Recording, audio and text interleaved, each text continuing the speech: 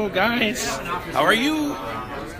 We are here live at our Apprentice Worldwide event. We're super excited to be here, and we're gonna keep rolling. We're not gonna stop. We're just hey, say hi. Hey. So we're going to let the camera roll. We're gonna, don't pay attention to what's happening. Eventually, we will come back to the live chat and acknowledge you guys. Let me introduce it. Well, actually, let people introduce themselves, and then we'll go to the panel. So here we go. Let's see who's here. All right. Introduce yourself. I'm Monica Bartolino. I'm part of the Apprentice here from Miami. I'm doing an MBA now in Miami, here at the University of Miami. Perfect. Welcome. So, guys, hi. How are you? Introduce yourself. I'm Sandro Bartolino. I'm going to UM for my MBA. Something about yourself? Something about myself. I like sports. I like learning a lot. Meeting people. And yeah, that's a little bit about myself. Awesome. You're in the right place. How about you, ma'am? You're gonna hear from me later. Say hi to the people. Hi, people. Hi, people. Okay, I'll come back. I'll come back to you. Okay, guys, you need to introduce yourself. Hi, Who my are name you? is Daniel Vaso. What do you do? I work in United Technologies. I'm going to start the financial leadership program in July. Awesome. So yeah, that's pretty much it. That's it? Finance Something major. exciting about you? Something exciting about me. I don't know. I'll think about it. I'll get back to you later. Okay, come back. All right, guys. Your turn. My name is Roberto Piloto, and I'm actually an intern at CGA Merchant Group down here in Brooklyn. An interesting fact about me is that I used to box back in the day. I had a killer left hook. Awesome. Well, we'll hear more about him in a little bit. Sir. Hey everybody, my name is Arnaldo Hernandez. I'm a finance major at FIU, and I have 2 internships lined up for this summer in China. And my interesting fact is that I'm a Warriors fan, and we're doing really good right now, so go Warriors. Awesome. Great job. All right, so let's pass by here. Say hi to some more people. So wait a second. Okay, you got to introduce yourself. I'm Carlos Peña, ex-banker, now running Obelisco Advisors Corporation. Awesome. Something interesting about you? Well, personal or business? Whatever you want. Well, actually, business, I do have something very interesting. 7 months ago, I was working for a bank. Now I'm building one. That's pretty cool. It's pretty cool. So I'm happy to be here and happy to know this guy is the man. I don't know about that. This guy is the man. Awesome. Sir, introduce yourself. Something interesting about you? Hi, this is Marian Dusan. I'm originally from Romania, and I'm involved in the real estate business. I love to build a company from nothing, and I'm building right now a company $1 billion. See you soon. Awesome. Welcome. Ma'am, you want to say a few things? I know we're going to talk a little more. Yes, we will. My name is Beatriz Buendia. Hi, everybody. Happy to have the Apprentice Worldwide in what I consider my second home, where I'm doing my master's right So now. why don't you tell people, this Kellogg. place? This Kellogg. Most people don't even know that Kellogg Business School actually has a program here in Miami, located in beautiful Coral Gables. So you Beautiful can't tell from the location. weather today. And we're happy to be hosting Apprentice Worldwide, and hope that this is not the last event that we host here. It will not be. Good. Trust me. Thank you. Thank you. Thank you for hosting. All right. Let's keep interviewing some people here. So, hello. How are you guys? Hey, how you doing? Please say hi to whoever sees this and introduce yourself. Hi, Humberto Maran, and just came over here to learn more about men from Mars and women from Venus. So something exciting about yourself? Something exciting about myself. Well, I don't know, man. I worked for 20 years for a big international company, and now I'm trying to do it all on my own. So how about that? Awesome. He's a good guy. All right. Let's keep going. Sir. My name is Gabriel Seguro, and I'm in finance. And he's our one of our panelists. Yes. So Yes. thank you again. You're Thank you welcome. for. You're welcome. And So we're gonna- something interesting about me, I love life. And Ah. I love sharing and learning to each other. And I guess is what we're here to do. That's right. To learn from each other. That's right. Thank you. Thank you. Hello. Hi. How are you? Good, how are you? Good. I'm Emily Delvalle. I'm a recent graduate from Catholic University of America. That's in Washington, D.C., the capital. And I graduated in marketing and graphic design, so I came here to learn about the workforce for women. Awesome. Great. You guys see, it's so many exciting people that are here to learn and to share with each other. So we're going to pause this video for a little bit and then we're going to get situated. We're going to start in about a few minutes. So, bye.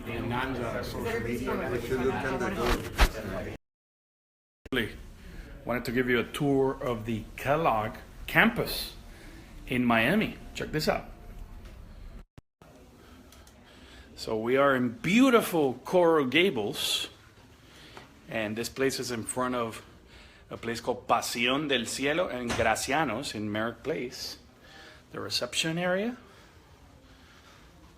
Are you growth-minded? Definitely. And check this out.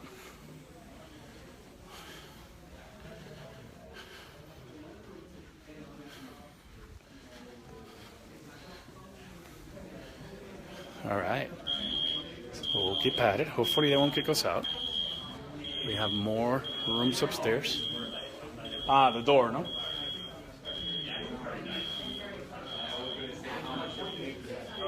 So let me check this area out. I'll keep giving you the tour.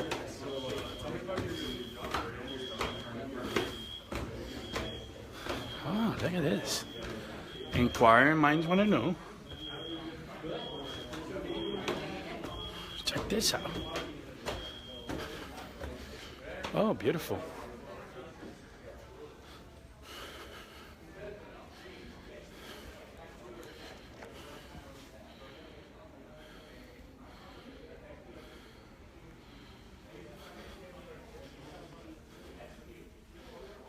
Huh?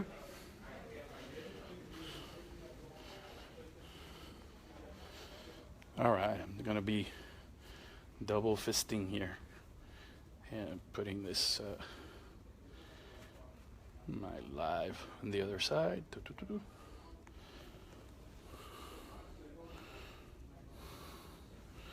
All right, here we go.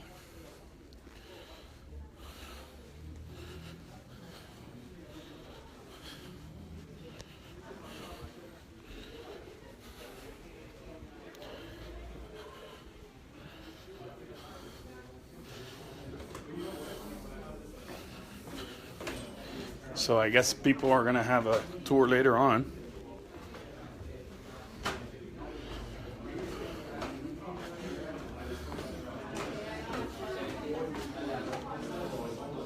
Awesome. All right. Be right back.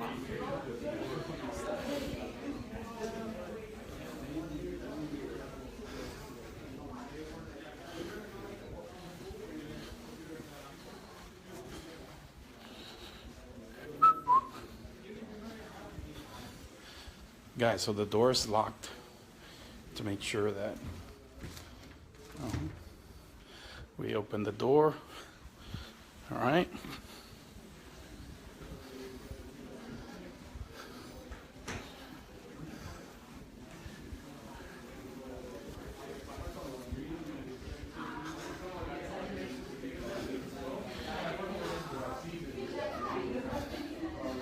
Okay. All right, we're going to start in 2 minutes. So if you guys want to start taking a seat wherever you want. Great question. Oh, yeah.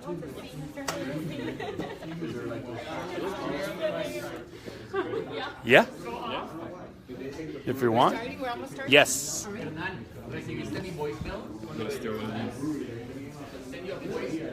Oh, I got it. Yeah. Thank you. Because you left it there, man. Yeah, I know. Is that, what is that? That's the live feed. We're doing it live for now. Do you want it?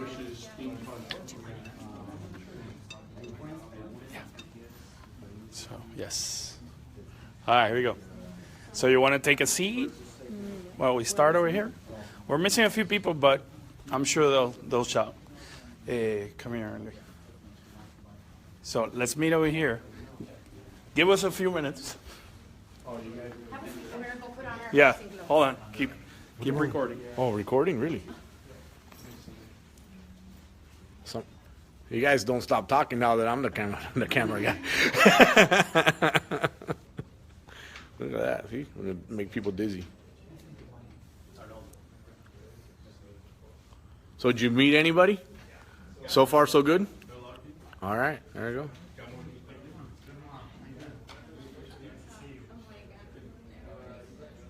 It is funny how the guys sit together and the girls sit together.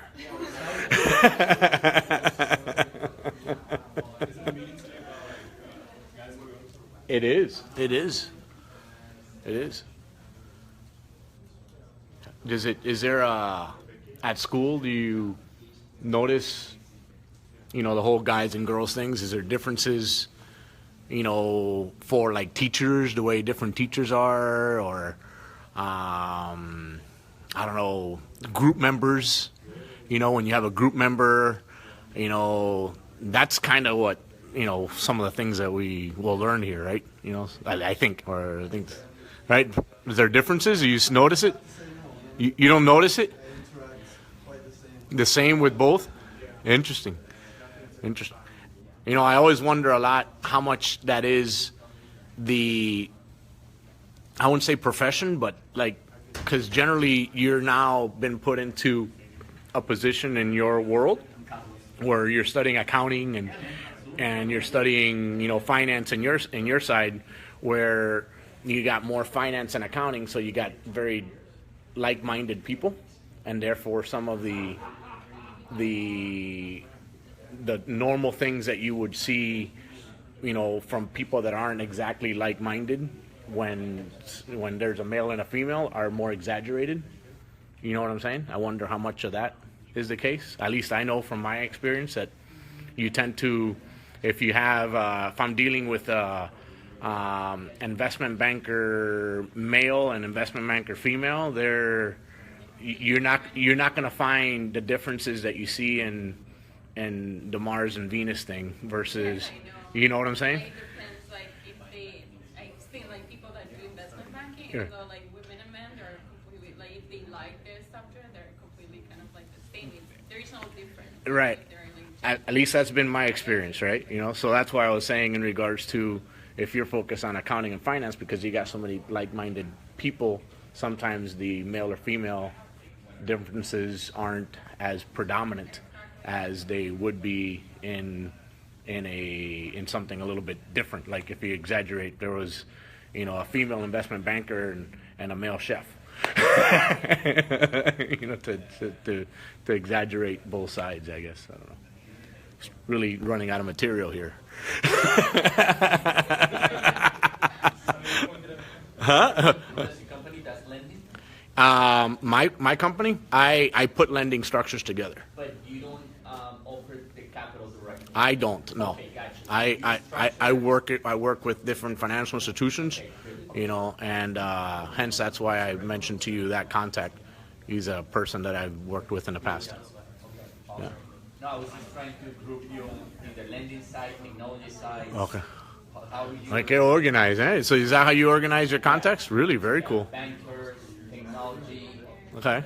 So, I was just kind of trying to see what. Very cool. What you group you. Okay, here's the thing that separates people. Apple, Android. iPhone, yeah, you? Android. Everything. Everything. Apple. There you go. See, the Apple guy. Hardcore. The first iPod that came out. Yeah? The one that only hold like 100 songs. Yeah? Yeah. 2007 or 6. That's almost like Venus and Mars too, right? The whole Apple and. I still have it. It's like, yeah, that was my first, and after that I really stopped. Yeah. How about what? Oh, I'm glad you guys are here because I'm running out of material. We're starting to talk about Apple and Android is what I got to. Sandra, how are you? The problem is that you can't switch the view. Oh. If we put it like that, I mean, we started like this. More people, man. No, don't worry about it. We'll move the camera. That's it. All right, here we go. Hello. Now we are back. So the women are always right. Okay. And We're here. there we go. There we go. All right. Hey, Sandra, how are you? So I'm not recording you yet. So I'm going to record you in a little. Relax. I'll put the angle later on. All right. So we are here live at Kellogg School of Management. And I already gave a tour of the place. People don't know, but you'll see it in the playback. So I want to talk to you about Apprentice Worldwide first. Okay. And why we're here. So Apprentice Worldwide is a career development and networking organization for young professionals supported by experienced executives. And we do it to empower young professionals to succeed in business and in life. That's what we try to do here at Apprentice Worldwide. We started 3 years ago at the University of Miami, and now we are in 20 cities around the world and keeps growing. So we have probably around 400 people that have participated in our programs. And we're very excited to have this event here. We've been planning this type of event for a few months, actually. And we are going to have a very open, close, we're going to be very close together. We're going to have a very open dialogue. It's not going to be like your typical panel. Actually, I'm going to record them from my point of view, not from the audience point of view. So it'll be a little different. And our event is to provoke, people to think about the future, and I'll give you my take on this, and this is very important to me personally. I was raised by my mom, divorced parents, so my mom brought me up since I was 6 years old, so I saw her struggles in the 70s and 80s in being a woman executive. She was the president of the Better Business Bureau in Puerto Rico, going on for profit for 35 years. And one of the things is, again, I saw how she struggled in business and dealing with people in the boardroom, a tough gig for a woman at that time. And I have 2 girls. So for me, it's very important that, what she went through as I was growing up doesn't happen.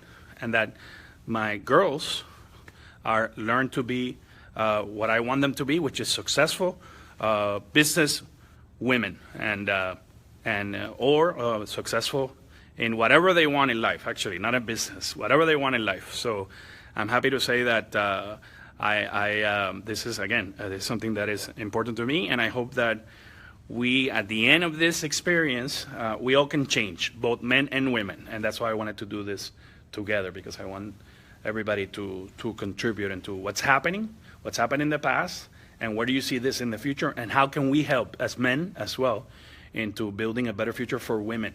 So for me, that's very important. And so that's in a nutshell. I'll shut up. Okay. And we will start with turning the camera. So I said that the women are always right. So they're to the right, or here. And so we'll start with Luli. Luli. Right. Hi, everyone. Hello, everyone. My name is Luli Balapoji. I'm better known as Luli B. And I started my career a little over 20 years ago. I graduated from Florida International University. I majored in communications and I minored in marketing. I started my career as an intern. And I think internships are the best way to gain the experience, and that's what I did at the American Red Cross. So as an intern, I was doing what I thought were menial tasks, but what I realized was I was really getting a really great understanding of all aspects of the organization. They actually held a position for me until I graduated. So I graduated with a position ready. I became the assistant director of the Red Cross of Miami. And then because I'm fully bilingual, I was a spokesperson for the organization. So anytime there was an international disaster in Central or South America, I got to be on Telemundo and Univision representing the International Red Cross at the young age of 20, 21, 22, representing the International Red Cross, because the people at headquarters did not speak Spanish, and Telemundo and Univision wanted Spanish speakers.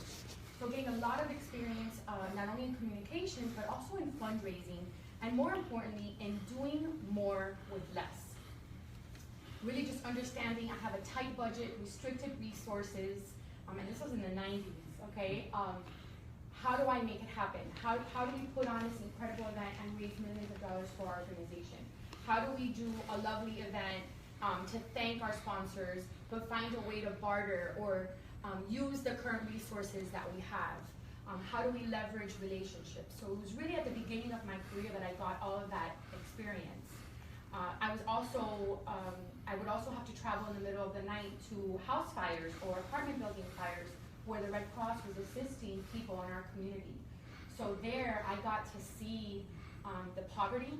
I got to witness our incredible firefighters and police officers and work hand in hand with them, because the firefighters would leave these buildings and leave these homes, and the family was outside their home with nowhere to go.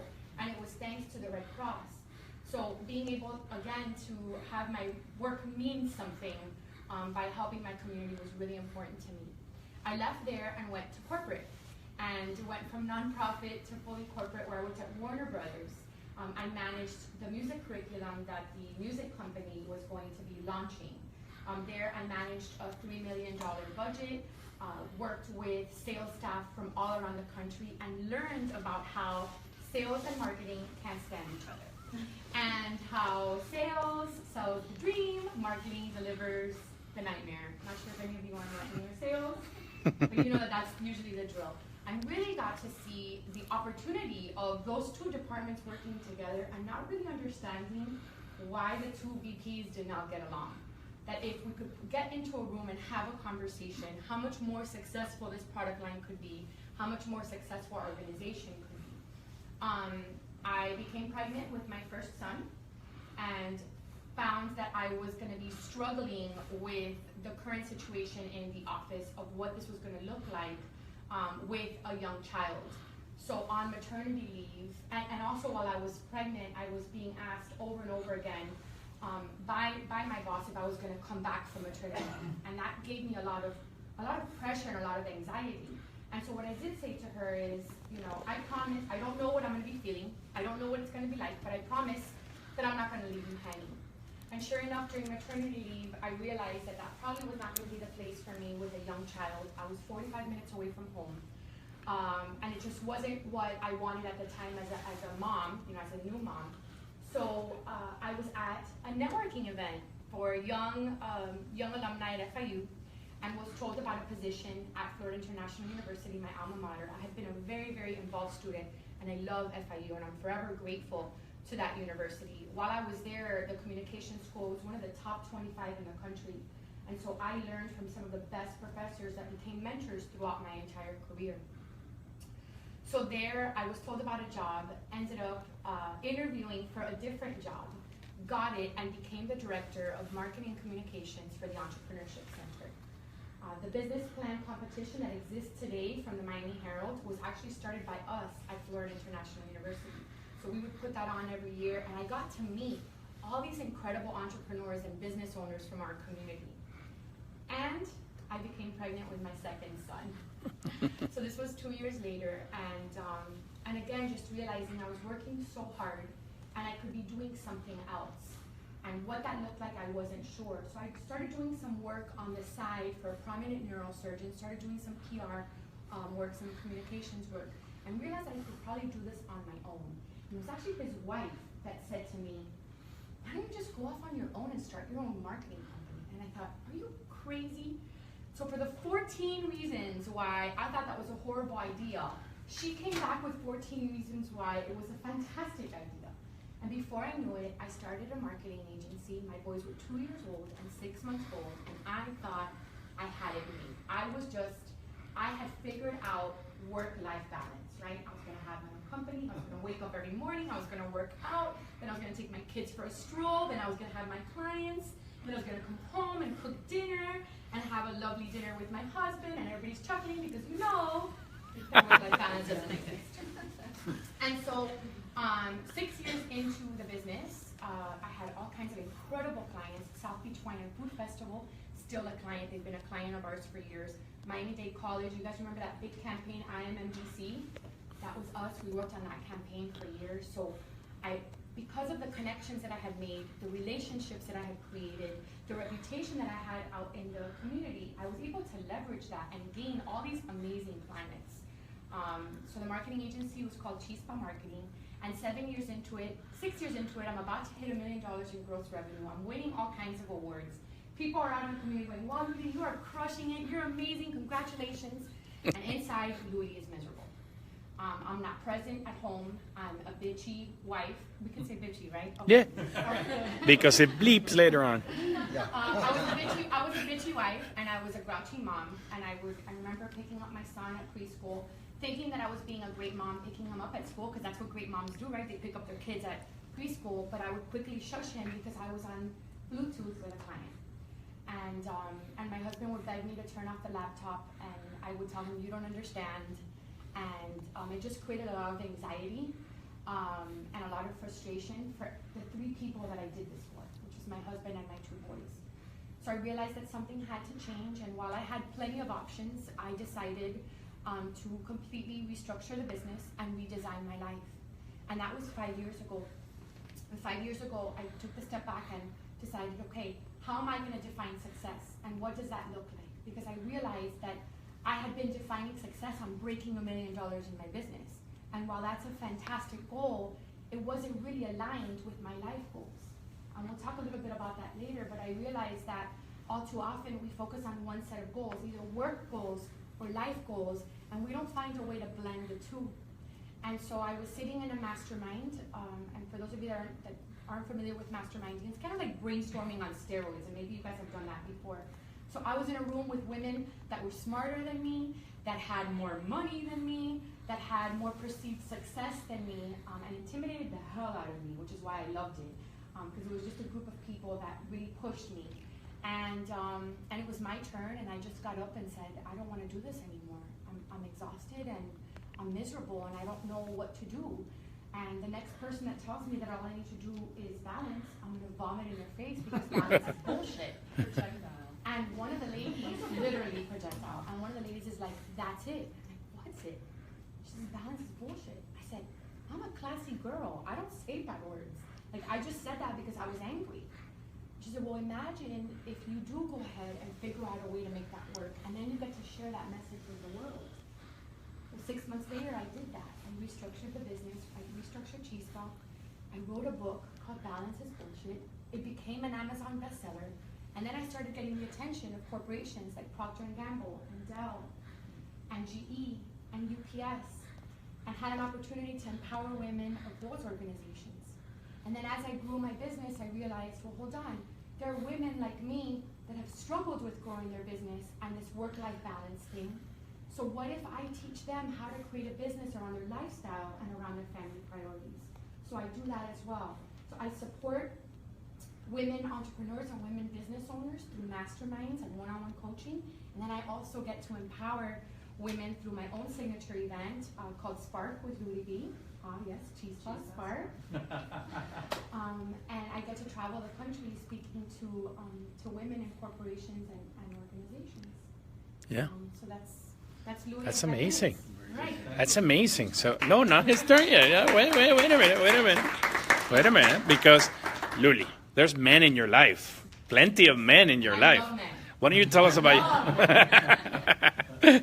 So that's important in this subject, because obviously, you know, we don't live in a world in isolation. We have to interact, right? And that's why I wanted to bring the perspective of a top executive to talk about, you know, his interaction in the workforce with women. But before we do that, I want to thank you know, Luis Gabriel, good friend of mine for a long time. Very, very successful individual in life, in business, you know, very well balanced. But it wasn't, you know, always like that. At the beginning, you started somewhere. Why don't you tell us your journey? If you can summarize it in a few minutes, that'd be great. But, you know, whatever you want. Very short, less eloquent. By the way, more finance guy. Yeah, by the way, I'm not in communication. I'm More numbers. industrial engineer. So So I'm married to one, so I appreciate that. Person. I love that. By the way, thank you again. You stepped up for Chris, who we sent a little, you know, we acknowledge that Chris couldn't make it because his wife is sick. So thank you, Chris. We're thinking of you. But Gabriel stepped up for you. And he's amazing. So, as I say, I'm more a numbers person. My talks are like bullet points, you know? Very short, very good. I'm Colombian. I was born in Colombia and got my degree there in industrial engineer. I started as a consultant. Those days, Anderson Consulting after Anderson. So it was the fast track. 2 years working for a fast track kind of company that expect for you to give their lives to them, and it's like almost like a religion kind of thing. You have to immerse in the company. I realized that was not what I was for me. Since I was a kid, I want to have a family, get married. For me, that's very clear, and I say, this is not my path. I cannot continue my career working 24/7.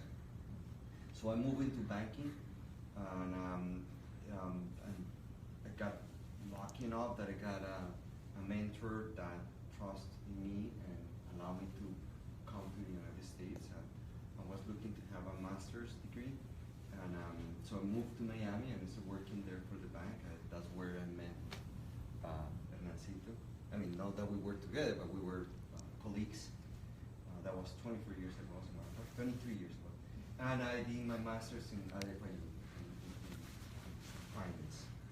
I worked in the banking industry for many years, and then I switched to factoring in a more private, non-supervised kind of environment, which changed the point of view, how I dress, how I, So what's factoring in a nutshell? Factoring is a lender. It's a kind of lending. It's a private lending, especially business to business. So I lend to companies through purchasing their account receivables. So we target entrepreneurs mainly, small companies and small business that does not qualify for banking kind of lending. So it's a different lending, and I find it very cool. Very, it provides liquidity to a segment of company that are not able to obtain liquidity through the banking system, which is the best. I mean, there is no cheaper money than the money from the banks, from my point of view. In that company, I started working for one company, then I move and I create with a partner a different company, and then I bought out that partner, and that's what I do right now.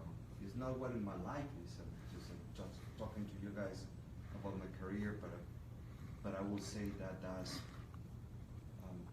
probably 1/5 of what I'm focused on. Most of my energy probably is put in other topics, more personal, family. Yeah. So you're married. You have a girl, right? I'm married. And a boy.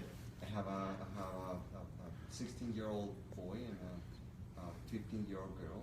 Yeah. And my wife, she's a beautiful, very smart woman. She was a business owner as well, and she was a business owner as well. She should have read your book. She's been writing a book for many years, and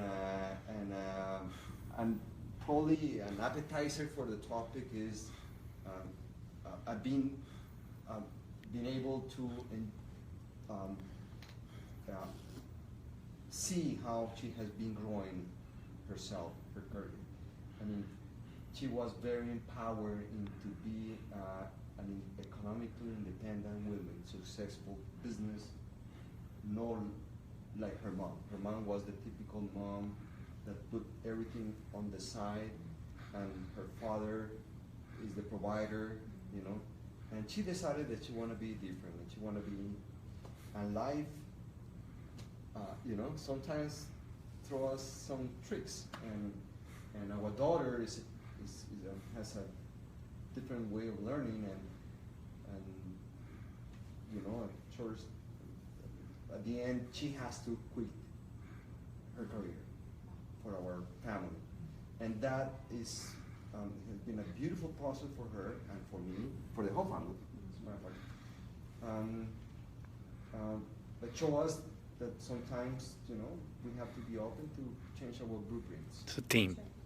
It's a team. And work as a team. Like us, we're a team, but not that kind of a team.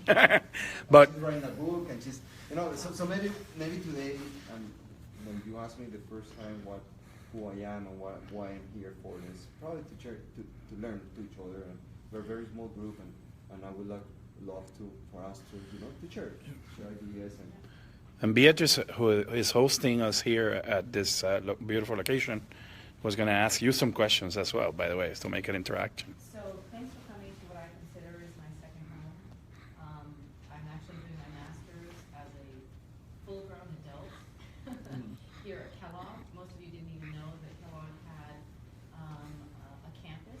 I'm super grateful. The only Kellogg that I know is what I eat in the morning with breakfast. My husband would be like, it was just Frosted Flakes, honey. Frosted Flakes. I'm getting the application into Frosted Flakes. So I consider this a second home beyond my own home. I'm originally from New Jersey, first generation Colombian.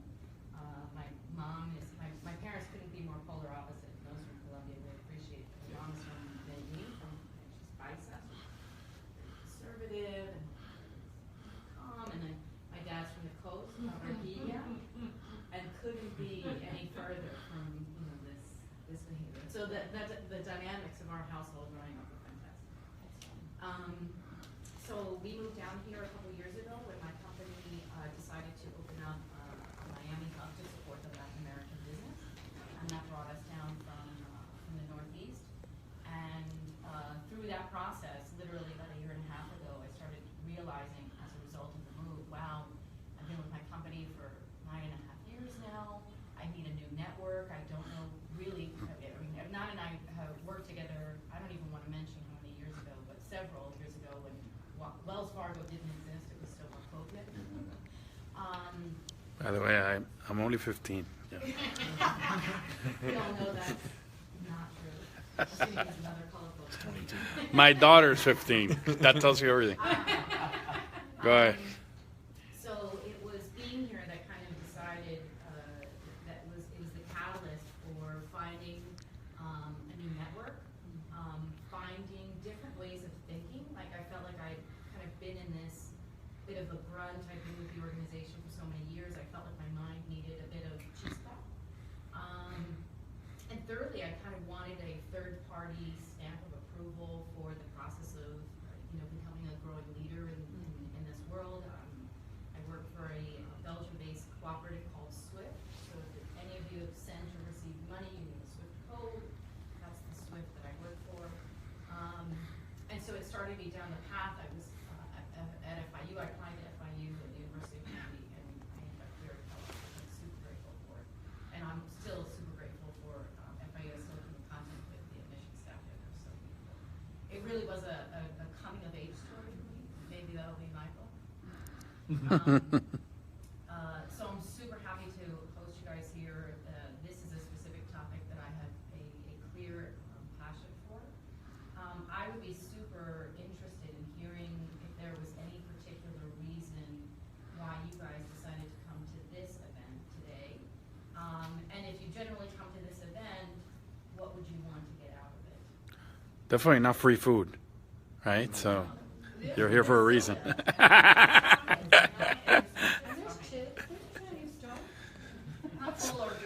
Yeah, that's fine. I'll invite you later on over there. There's gummies. There's fruit gummies.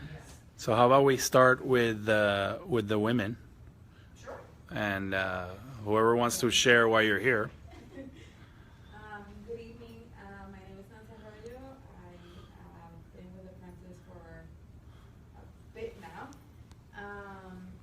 I actually, during my tenure at Apprentice, I already switched jobs twice. been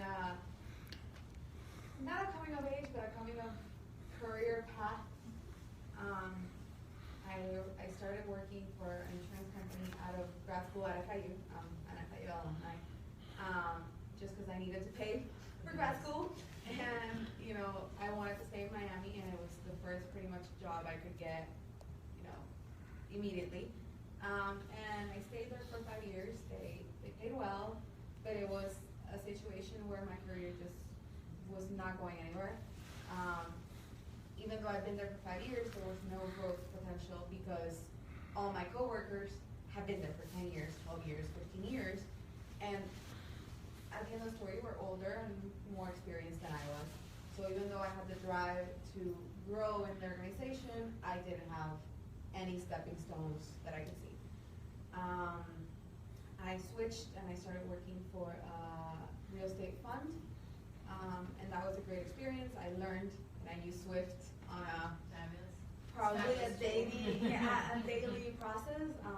Most of our investors were Mexican, so it was like me learning how to use Swift and how to, because we have routing numbers in American accounts.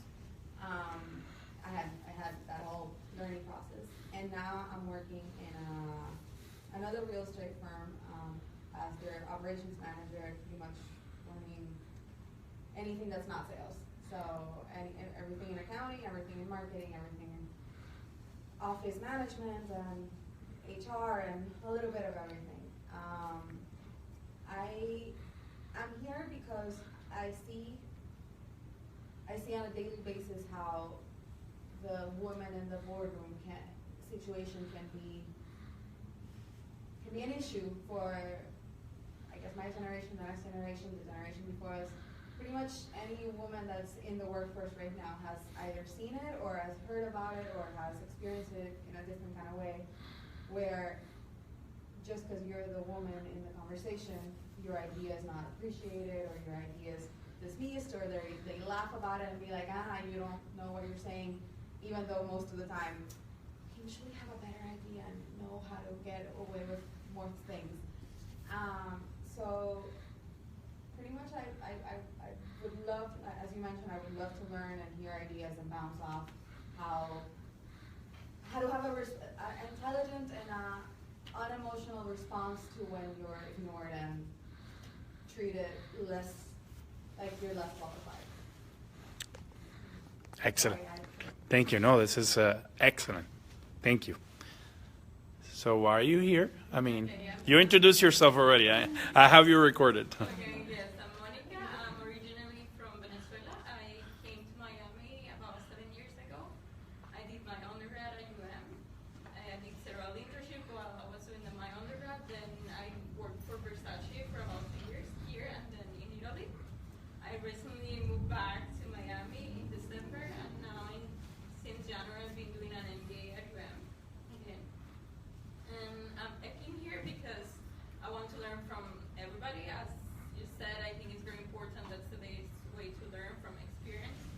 In my workplace, I think it was different because of Versace, they are mostly women. So it's a different work experience field. So now that I'm here, I might be working at another company, and I think that's good to learn from other people that have more experience than me. Great. And you're doing great. My name is Emily Valle. I'm a recent graduate. I graduated from Catholic University in Washington, D.C. And about a week ago, I grew up in Miami, so about a week ago I just returned, and I'm really happy to be home.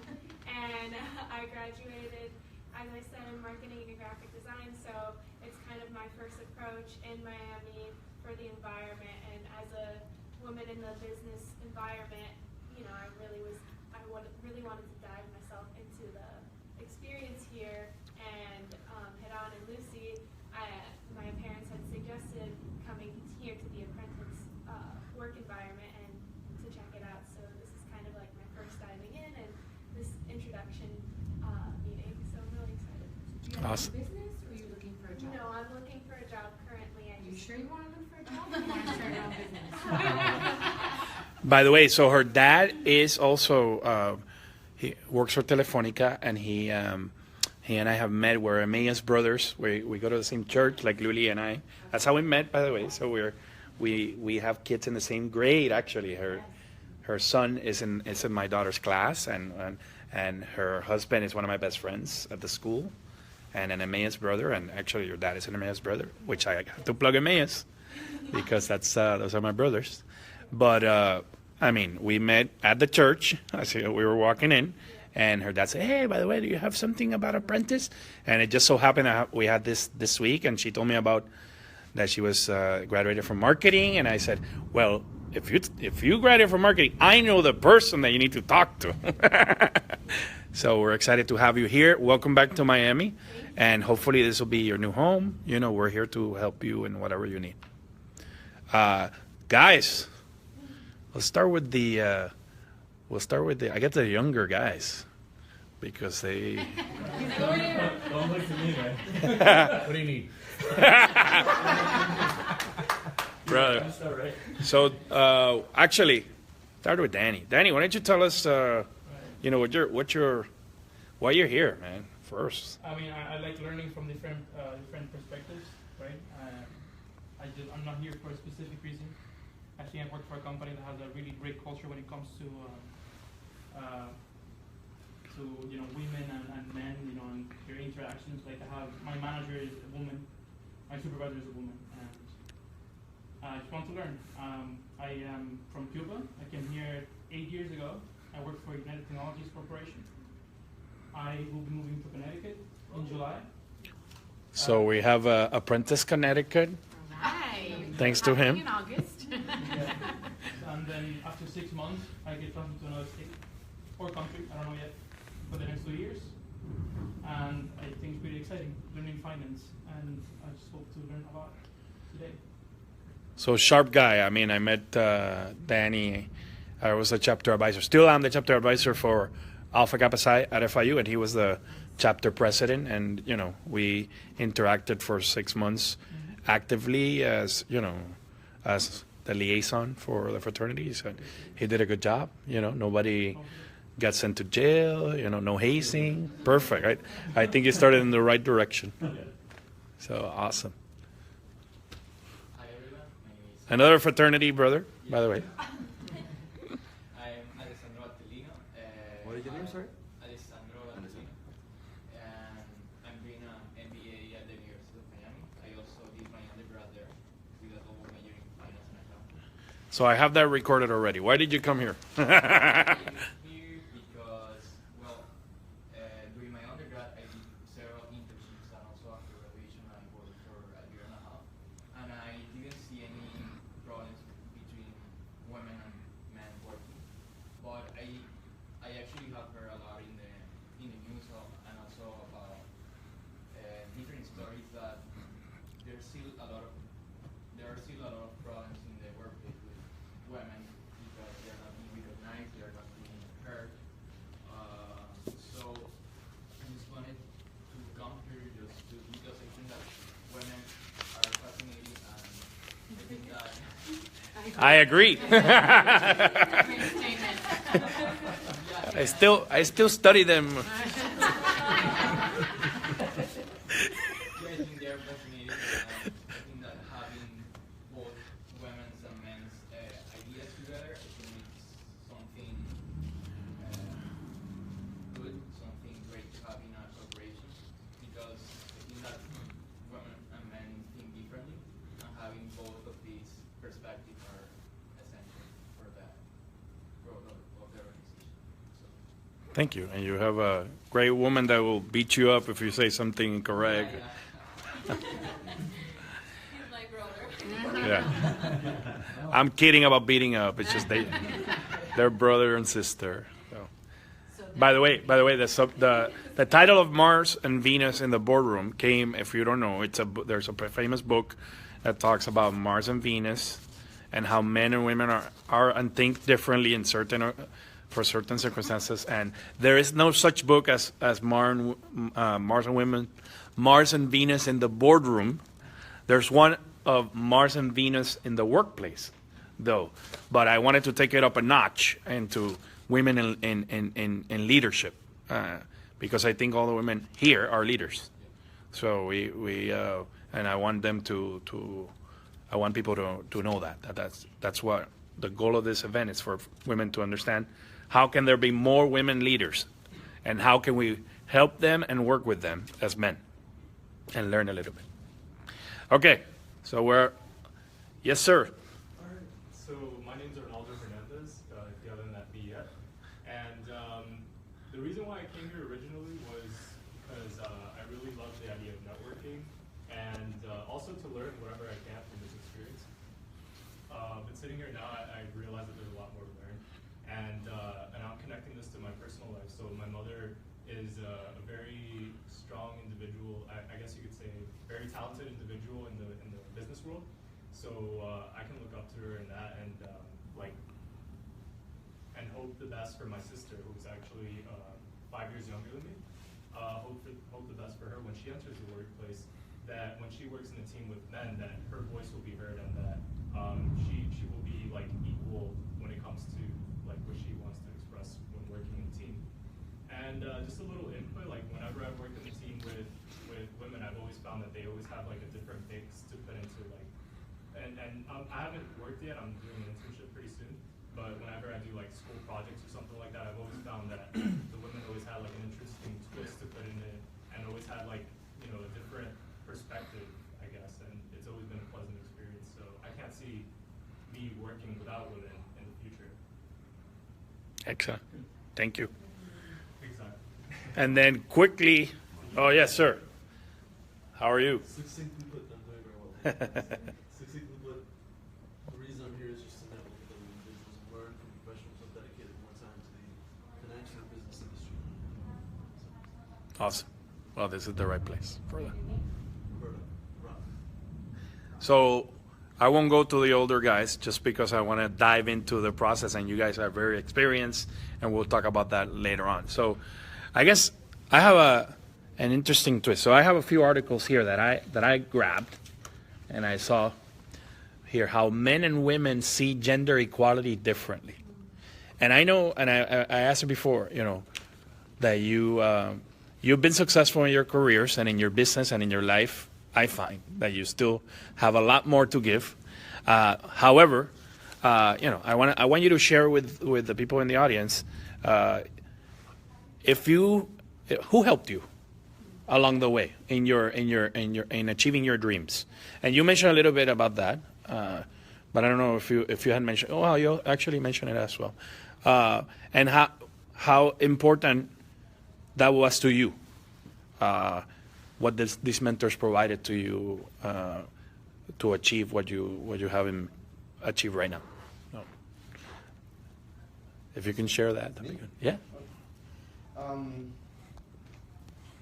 I've been helped all my life, I would say. Being blessed to be surrendered by fantastic people all my life. And it's probably my mindset. Of course my parents, but then professionally, there was a guy here, Alfredo Quintero, and he trusts me. And I think these kind of angels or mentors come from, you know, unexpected places. And that's beautiful, and it has happened, you know, he helped me a lot. But then down the line in my life, and I would say my wife is probably the person that has helped me the most. And probably when we develop a little more of the conversation, you guys will understand why. Good. Really. Anybody in particular you want to talk about? So, when you start talking about mentors and then support, I actually thought about my husband, because I will say I would not be able to do half of the crazy things that I have done had it not been for my husband. And I thank him every single day. I mean, I am, in our marriage, in most marriages, I'm the man. Because I'm the one that travels, I'm the one that does the things that when I'm hanging out with my friends, I find myself defending the husband. So in an instance like well, he's traveling and he leaves me home alone with the kids and it's easy for him because just Monday night we were talking about this, right? With one of my girls. It's easy for him, he gets to travel and he's going to New York City for 3 days and I'm alone with the kids running around. And I pulled her aside and I said, it's not easy for him either. Because he's working 12 to 16-hour days. He might be going to a fancy dinner, but at that fancy dinner, he's not enjoying that meal because he's coordinating as to strategizing when to chew his food to be able to talk to the person, and it's not right, and it's not. So I think, and the reason why I share that is because I think that there's a lot of perspective that is really important.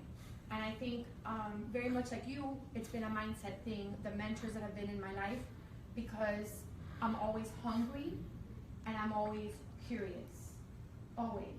And whenever I go somewhere, as talkative and as friendly as I am, I always want to learn. And I think because of that nature, I've been able to be surrounded with people that will teach me, that will support me, and that will guide me. I think something interesting on the topic of mentors is people always ask, well, how do you find these people? And is there like a structure, right? Like, do you go up to someone and ask them, will you be my mentor? And sometimes you will. And other times it'll just be something where you can just invite them to coffee or have them schedule, would it be okay if I schedule 15 minutes with you?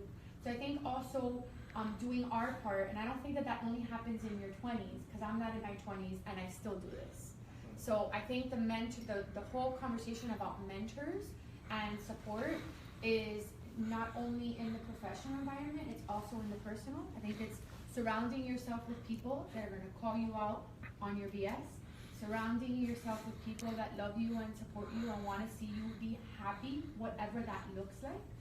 And I think asking for what you want and asking for what you want with clarity, not hinting, not tiptoeing, not hoping that they're going to get it, being very, very clear about what it is that you want. So if it is the mentorship, or it is accountability, or if it is shadowing, then ask for that with clarity.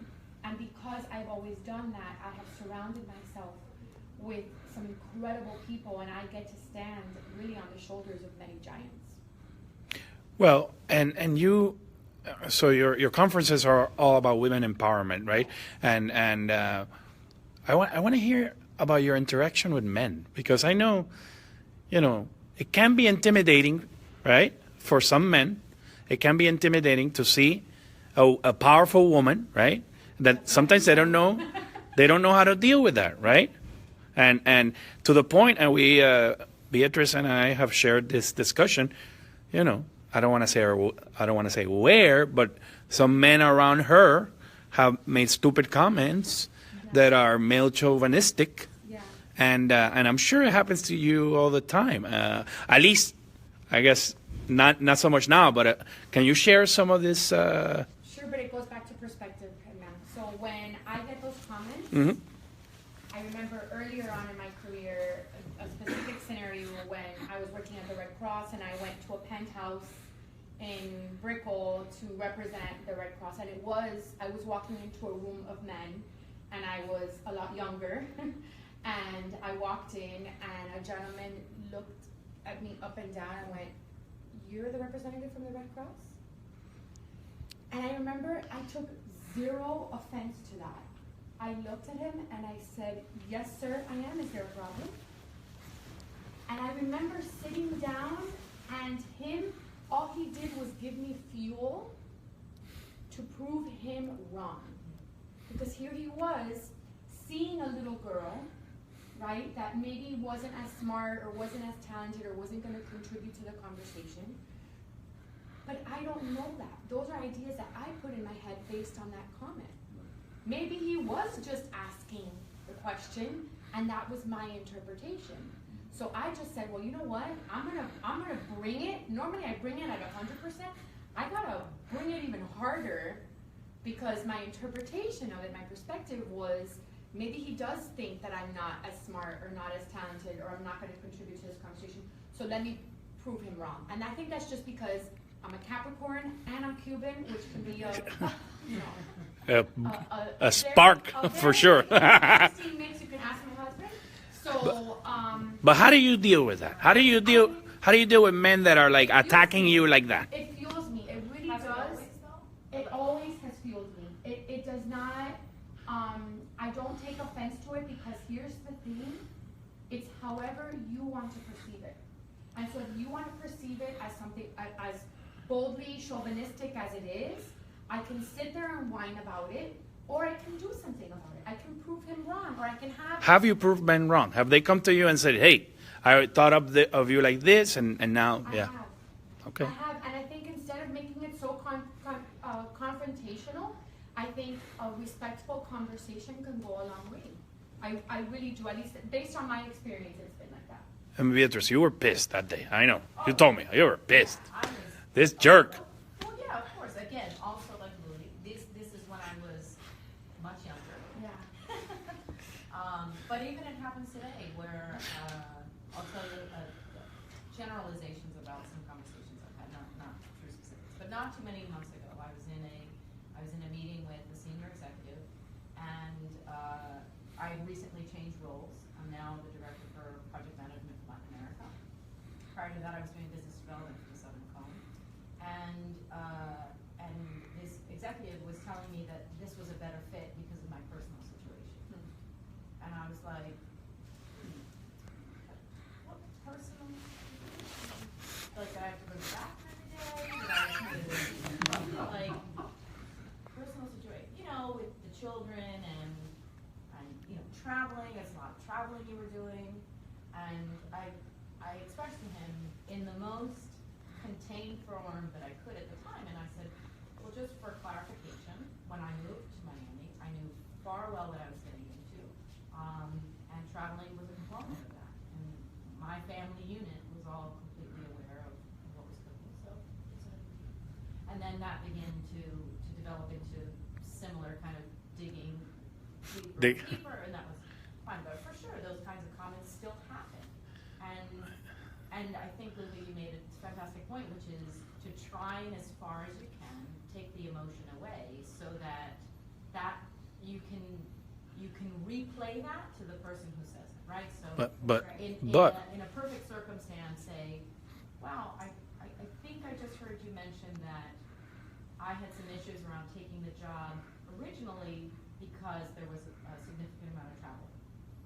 Did I get that right, or can you repeat that just so I make sure I understand? And that technique of moving back into that person's corner and say, I think I heard you say this. Did I hear that correctly? And then there's this bit of play of back and forth with a bit of interpretation, validation, in order for the conversation can progress in the right direction without making assumptions of which the comments were made. In fact, the comments were. And based on his experience, it probably has been his experience that generally women have had more trouble with being able to travel or even having flexibility in this role, which goes into what does our family life look like, right? A lot of us are of Hispanic descent, where we were, not me, but the majority of us, I have very progressive parents. I had a mom who studied at the University of Miami. She studied accounting, and was told very nasty things. Right, a woman, unless a Hispanic, didn't belong in that, in accounting. A lot of you are in accounting and finance.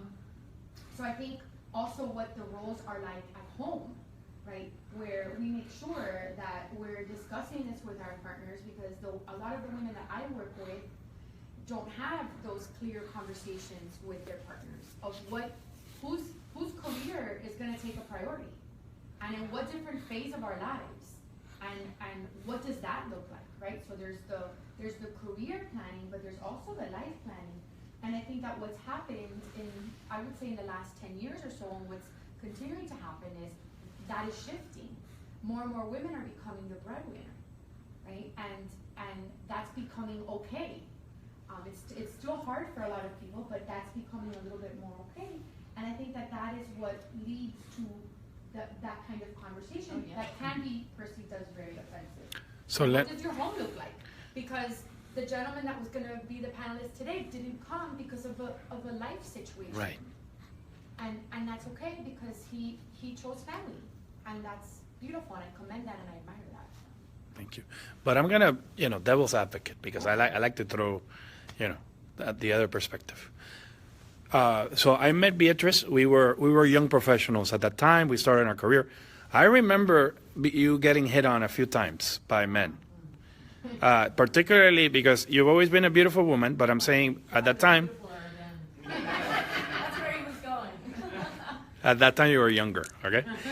But how do you deal with that at work? I mean, that's like, you forget about just walking into a room. It's walking into a shark pit every day. And if it's the majority are men, how do you deal with that?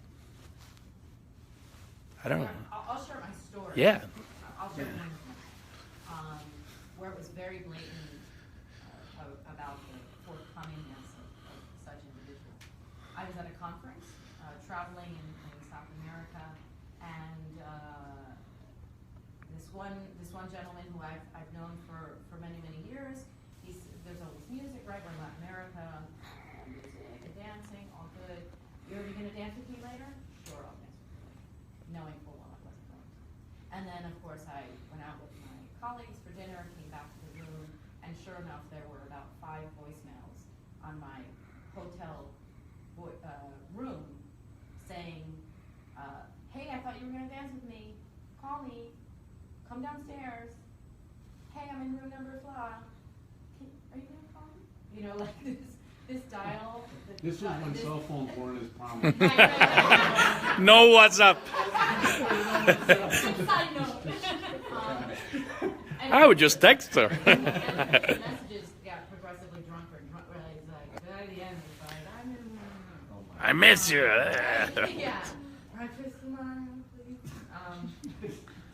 And in that situation, it's a bit of an extreme one. I could share plenty. I'm sure Louis too. And it happens, and that was years ago, but it still actually happens, and there isn't in that particular situation. I knew the guy was this older man. He probably could have been my father. Yeah, exactly. And to think that I mean, like, really? But it continued, it still happens today. And so in that particular situation, I just ignored it. He was like this, he was so hungover the next day that, of course, you're back at the conference, right? So you're in these scenarios. But I think each one of those scenarios has a particular solution to. So you confronted him, you spoke to him? You just let it ride. Okay. Have you ever confronted somebody at work for hitting on you? Oh, yes, I did. Yes, I did. I'm pretty sarcastic, and he wasn't a senior executive at the time, but he was definitely more senior than I. And there was some banter back and forth, and this was a week-long event, and so this was towards the end. And everyone was out at a disco. We were in Europe, of course, so the Euro, and he made some sort of comment around, doing maybe some things of a sexual nature, and I was like, no. And later on, not within the hour or two, he leaned in for a kiss, and I smacked him. And yes, and so the next day, of course, he came, and I was like, what was that? And that was a colleague at work. And to this day, now he's super senior within the organization that he works for. And we still are friends. Like, he knew he had overstepped the bounds, and that wasn't to be tolerated. If he did it to somebody else, I'm sure it wasn't his first, but probably not his last. Excellent. I think every situation has the appropriate solution. Sometimes confrontation is the right thing, to just say, pump the brakes, buddy, this isn't happening. And other times it's probably just flee. Anything you want to share about this subject? I know it's tough. According to my husband, I get hit on every day.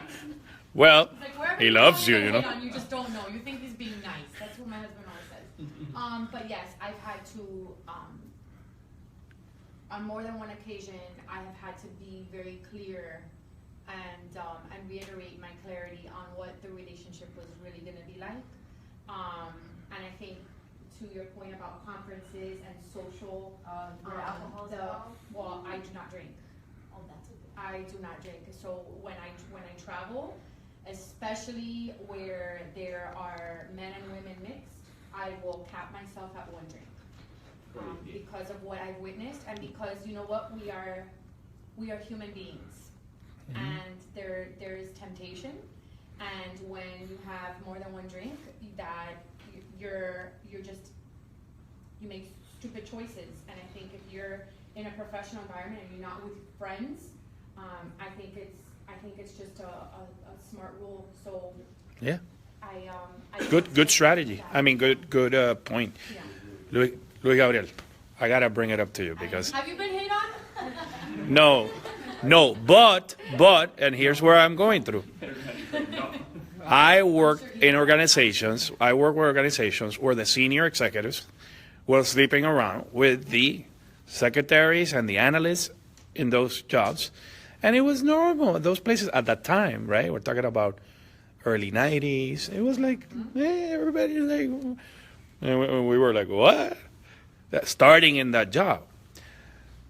What advice do you give to women that work for you as a top executive on how to behave in the workforce with you?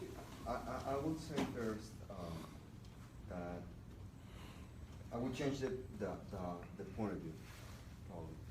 And I think that we have to be, I mean, I don't have to be anything. I invite, especially the women, to be conscious that it has never been a better time to be in a workforce than now in human history.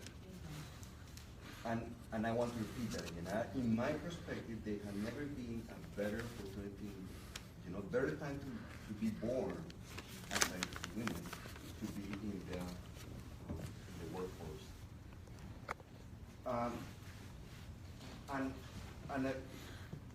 And again, we have to analyze that. Why? Why the purpose for us to be here right now? Why we didn't born 300 years ago? You guys, you girls, you're here. Now, you have the opportunity to work. So you can see, Luli was mentioning how she walked in that room and she empowered herself. And for me, that's the key. For me, we can have always excuses and see ourselves as a minority, as being Hispanic, or as a minority to be an Afro-American, therefore we had been, slaves and struggle. Story, or being Jewish, or being women, and I don't see a value in there. Myself personally, my sister is a very high executive in a multinational. She handles from Mexico to Brazil, including Argentina, I mean the whole continent for a multinational in sales. And she loves the topic of empowered women. And I say, I don't know what you're talking about. Say, what do you mean empowered women? Women and men, for me, are the same. Now, I am different. I have to be honest. But for me, I don't see a difference. And I don't see a difference between an Afro-American and a Jew and a Christian that's probably the way that I am. And it comes back to your point, is how you empower yourself. We are gonna see challenges all the time in our lives. Men and women, we can be harassed by women, by men, whatever, or by colleagues. But if we focus in the empty part of the glass, or as a matter of fact, in the part that is full, for me it's almost the same. Because if you focus yourself in the empty part of the glass, of course you're going to be less empowered. But society, from my point of view, doesn't help us. Because we all the time we're bombarded by bad information. You know, they sell you shampoo, and shampoo is going to give you that extra more, information. Religion. The religion always tells you, we were born as sinners, and we are, and unless we achieve this or go to this and there, we are going to remain in hell. So we are always teach that we are less than what we want to be, that we need to be empowered by somebody else.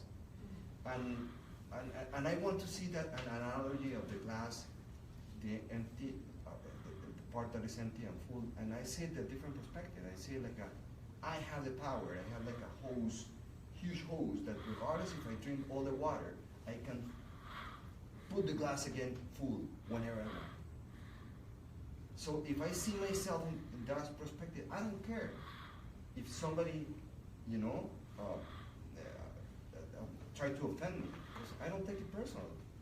I just do the best that I can, and if somebody screams at me, I say, well, this person may have some reasons to scream, but I don't take it personally.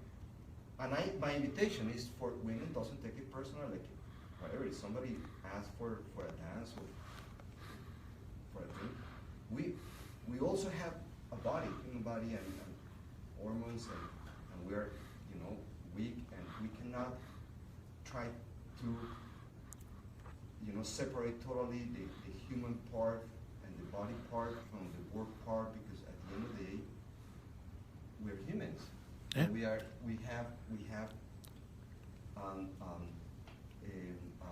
emotions, and that's fantastic for me. And that's what I like about women in my workplace. Every time that I ask, I don't, and during the 90s or maybe the early 2000s, women tried to become men's, to try to compete with men. Yes. And for me, at least what I do in my work job, and I ask the women, I say, I ask specifically, what is your emotions? What do you feel about this client? I don't see, what do you think? What did you feel? And I love to see the feeling, the different perspective, the different angles of life. But that's my point of view. We need both. We need both. We need the thought and the feeling. And I like That's awesome. the empowerment that women bring into organization. I like the way they act, the way they think. Do you think that you're an exception to the rule? I think, to In be honest your with you, organization or general? I think so, generally. What do you think? But it's a different point of view. And But that's I want to pull that to the point. What do you guys think? The executives. I think at our age,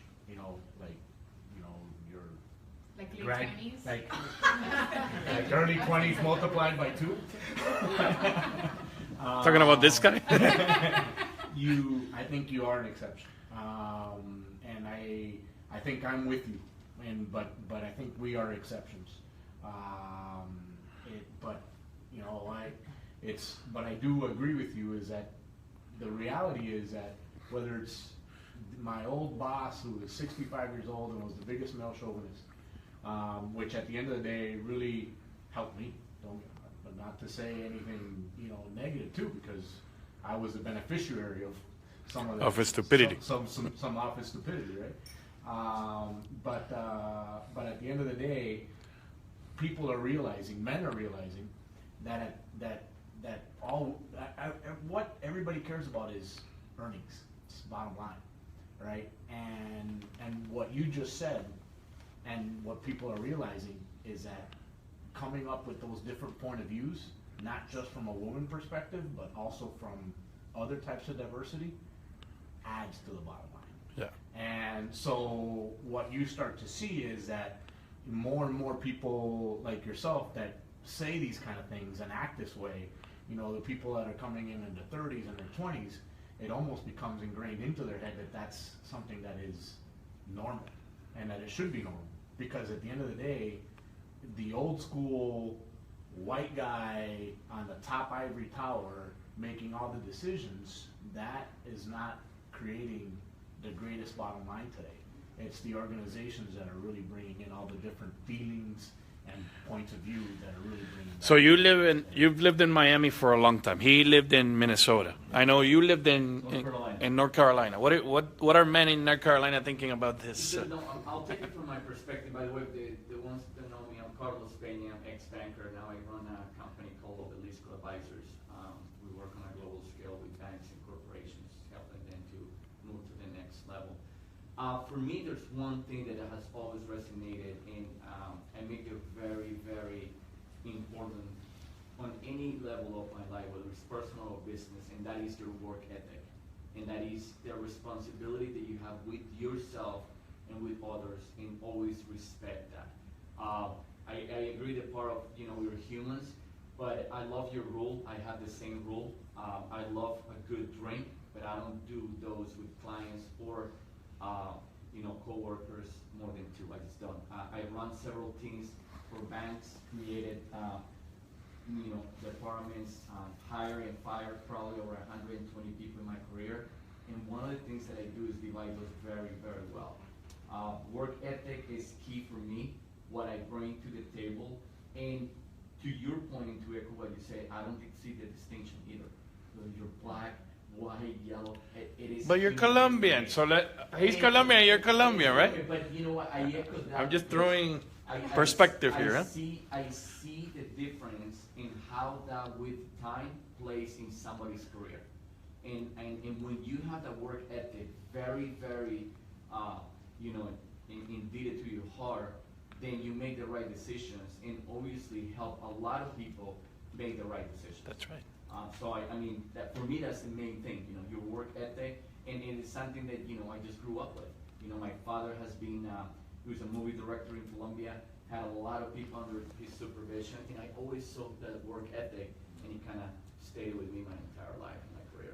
Can I interrupt here just for a second? Yeah. Ask the young professionals one thing. Yeah.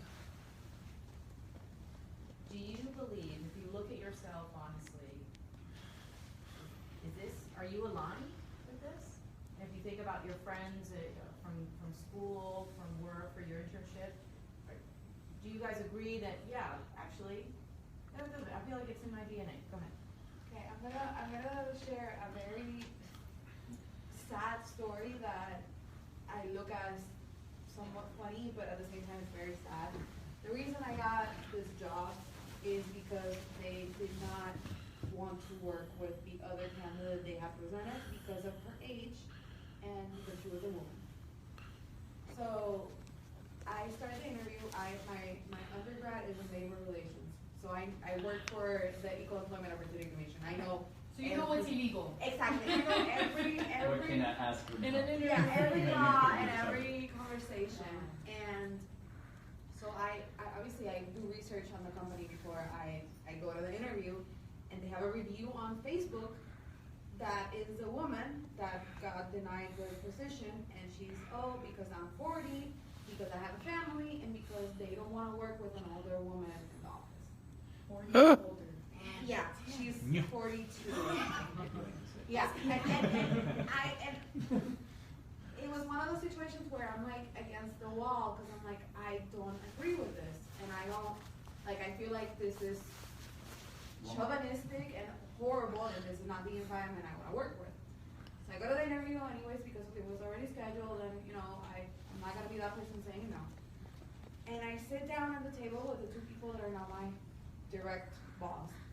And I blankly asked them what happened. And they said that they had not spoken about her age, they had asked. And because they asked, they've never hired somebody before, it's a very small company, they made a mistake and they asked her age. And they're like, the reason we didn't hire her was not her age, it was not her sex, it was just the plain fact that she didn't have the experience or the knowledge that we needed for the position. Plain and simple. And that conversation, I believe them, and truthfully, they haven't shown me any other reason not to believe that they are like that, and that's how they think. But one wrong move in an interview cost them, their rating in Facebook, they had their reputation stained. So, going back to your question and seeing how I see it in the world, my generation or the generation coming after you guys,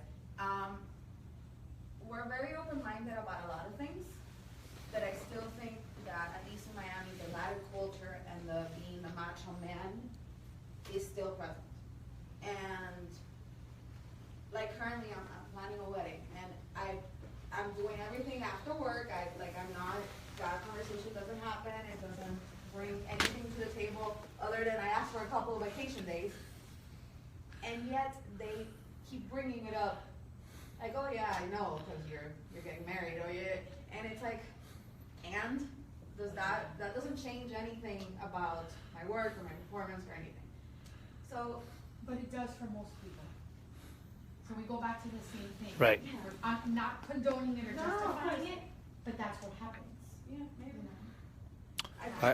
I like, you know, the approach. The approach is that all of you mentioned is, you know, you have to teach people how to, you know, and you have to be the voice that teaches the people. And also, I mean, people have to learn, but then there's, you know, John Maxwell always says you have to unlearn in order to learn. Right. Sometimes you have to clear what you've learned, the biases, right? I mean, I once didn't get a job because the other girl slept with the guy that I was between, it was two finalists, and the girl slept with him, and she got the job. Ding ding. And I also had a client that had a saleswoman that was a horrible saleswoman, did not have great qualifications, but she had a great body. And she was a beautiful young woman. And she wore things that enhanced the beautiful body. And it was very frustrating for her and it was frustrating for her two male colleagues who were superior salespeople. And you see, this conversation is not about men and women. This conversation is about people misusing the fact that they're a man, or the fact that, right, we talked about men hitting on us or being inappropriate in the workplace, and it really does go both ways. So I agree, and I'll share something. I guess I'll turn it around, and then we have to end the video recording because my phone is dying. And I'll share something with you that happened to me. So, in my career, since I started, when I started managing people, it just so happened that the majority, so 99%, 95% have been women. And from when I worked at Union Planners, Luma Lacayo, which I love dearly, she got promoted after I left. At Wachovia, when I went after Isolina Montero, she became the operations head after I left. Karen Newell, which was my analyst at Bladex, now she's the head of credit, managing director, head of credit for Bank of New York Mellon for Latin America. My experience with women has been tremendous, and yeah, I've had a few good guys as well. But what I'm saying is, what I learned is, and I've been lucky enough that I've worked with women that have learned how to respect each other, and we love each other, but we love each other with respect. And this is important, that, and I think Carlos mentioned it. Sometimes we have a problem because people, like you said, we are emotional people. And I tell you, I love the women that I work with, and these are some of my best friends.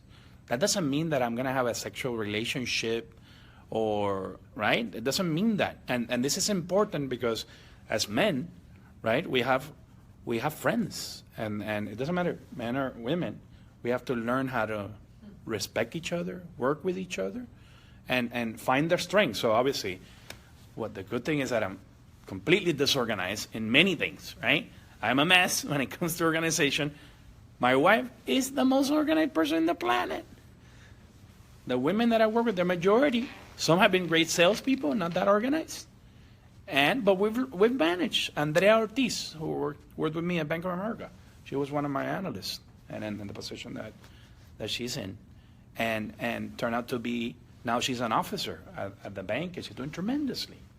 So I wanted to share that because it's important also, so you know that we appreciate good people. And it doesn't matter if it's men or women, we can learn to work with each other, and that experience at the end, if you do it for the right reasons, and you said it doesn't matter if it's a man or a woman, the reality is, there can be a problem both ways. It's just how you behave, how you handle that. So. And Hernan, I want to echo to one thing. I kind of have golden rules in my life that I just don't break, doesn't matter what. And one is you don't where you eat, right? Right. You just don't do it. And if you can go through your entire either corporate career, whatever it is, and you have that rule very specific, I think you're gonna be good. You have to learn to draw lines. Exactly. Even though some people, I mean, and I had, setting boundaries. It's like rules, right? It's like, the way that I teach my kids. Rules are there to protect you. Laws are there to protect. As stupid as we sometimes think they are, there's a reason for it. You can't bring an umbrella into a stadium. How ridiculous, I'm gonna get wet. Yes, but you can poke someone. There's a reason why there's a rule, right? And it's the same thing. It's how do you create boundaries? So I think it's boundaries. I think that's boundaries. Creating healthy boundaries. And that, again, is not only in the workplace, it's also in your personal life too. That's well, yeah. I had an analyst that worked in my bank, and I worked at Bank of America at that time, that was very friendly. Extremely friendly. But the problem was that she was friendlier with some of the top executives. And people can quickly judge, right? Immediately. And I had to grab her on the side and tell her, because you are in a corporate environment, you're going to have to be very careful. I mean, you understand that you have a great relationship with the guy, but don't dance only with that guy. If you're going to go to a party, don't dance only with that guy. Be very careful. If you're going to dance, if you're going to dance, right, don't dance with any of them. But if you're going to dance, be careful. Dance with the other one. Dance with the other one. Just be very careful. You don't want to be in the mouths of executives, let's just say. You don't want to be, even, and it had to happen because there are a lot of young people that go to Blue Martini or go to wherever party is next, and then there might be some executives that are their bosses. You just learn how to deal with it. I mean, it doesn't mean that you cannot be friends. It's just boundaries. Boundaries. I think it's important to set your brand when you start in a company. It's kind of the way I figured it out eventually. And so that's how those boundaries help. Is you wanna be known for what you bring to the table in the office, right? You want to be known for the guy or the girl that could drink 10 shots of tequila and still be okay, or do you want to be known for, or do you want to be known for what you do in the office, right? And trust me, everybody's always looking at you. Even if you don't see them, they're looking at you. And so just create what you want your brand to be. That is kind of like what I would recommend. So that's my I love that. One of the biggest projects I was awarded as a business owner was because I was being watched without knowing, and I impressed an executive so much that it landed me. It's probably been over $100,000 worth of business as a result of that. Yeah. But if I can echo that and piggyback on what you said about the brand, there's a phenomenal human being by the name of Simon Sinek, who has one of the most watched TED Talks called Start With Why. His book is also a New York Times bestseller. And I think back to your point about creating this personal brand, taking it kind of going a little bit deeper and asking yourself the question, why? So in this TED Talk, Start With Why, you could just Google Simon, because Sinek is S-I-N-E-K. You might not remember that. So just do Simon, Start With Why, and you'll find it in the TED Talk. And so what I always like to remind people is why? Why are you doing what you're doing? And he talks about why Apple is such a successful company, just because of the way that they advertise and market. They start with why. They don't talk about their products. And so he does this whole circle thing. And the reason why I'm bringing that up is because I think that it applies to us as human beings and personal brands. Absolutely. And I think it's a great segue to what you were saying. So thank you for sharing that. So I'm gonna stop this video, but I'm gonna start with the other phone because I want some closing comments from everybody if we can, okay? So we'll be back.